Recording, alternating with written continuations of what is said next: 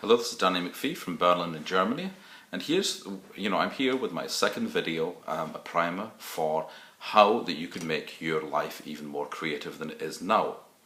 The point that I'm trying to make today is about habits, okay? We all fall into this problem of creating habits for ourselves, They make us feel more secure.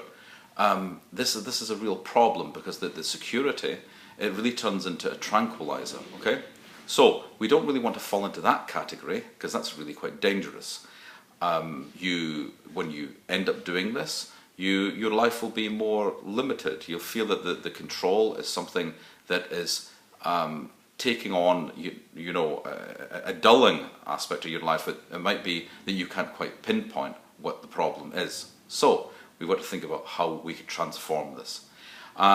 So when you go shopping, for example, you could go. We all go to, say, maybe 3 or 4 stores, buy similar things, obviously with seasonal differences. Or you could go, on a walk. You could take a different route. You might go jogging. You might think of the reverse route instead of the main one. You might be thinking of going at a different pace that you normally do. That could be perception altering. If you go even half the pace that you normally do, then you'll find that you'll notice a lot of things that you don't normally see. That could be advantageous for you because you will absorb things that weren't always in your vision. So, or if you go to a restaurant, it might be even if you go to the same restaurant, it might be that you go in and you take something else from the menu because you think, okay, good, I know this because I feel secure, I feel happy about this. But if you tried something else, you might say, okay, good, you might open up a whole line, it might be a specific kind of food, and it might lead to an inquiry into some other sorts, or some other branches of this food area. So there you could go, opening up a field, make the best of this new experience, so you could learn something else. So, good. This requires you, though, really to be open to new experience. Being closed and being hemmed in and so on, that is not good for you under any circumstances. Remember, that has the tranquilizing effect. Good. It sounds quite dramatic, doesn't it? But there we have it. We don't want to think about controlling things, controlling our environment, controlling the people around us and so on. That is not good. So creativity is about loosening up, feeling more relaxed.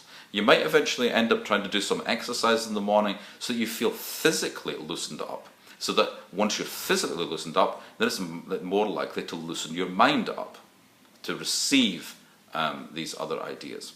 So you could open up these new fields, and then therefore you open up another perspective, a field, a perception field that you could really exploit for your own advantage. But one thing is, try not to just make all these changes at once. It's like some people that might decide to, they're going to run a marathon all of a sudden, but then they haven't done any fitness for 5 years. So it seems quite unwise to go and run, say, in the first 25 minutes and then end up in an ambulance. Okay, so take it easy, slowly. It's probably the best way.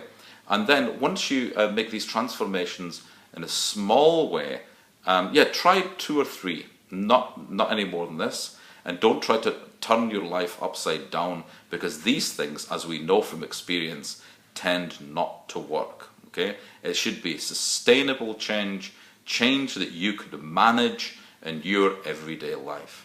Okay, so very important is that what I'm telling you is, it's not. I don't want you to go out there and say, okay, he's telling us to change our habits for his habits.